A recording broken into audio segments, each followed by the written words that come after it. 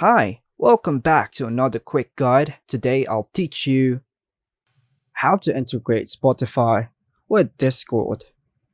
And it's literally an easy process, so make sure to watch until the end of the video to know how it's done. To integrate Spotify with Discord, follow these steps.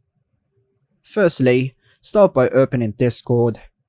Ensure you're logged into your account.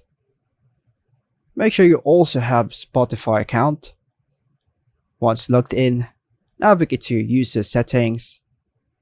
Look for the connections and click on it. Then proceed to add accounts to your profile.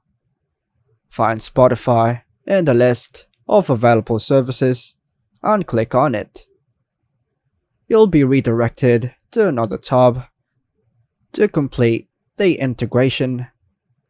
If you've already integrated your Discord with Spotify, the process should be straightforward. And that's how to integrate Spotify with Discord. And that's all for now, folks. Hope you like and subscribe. Thank you.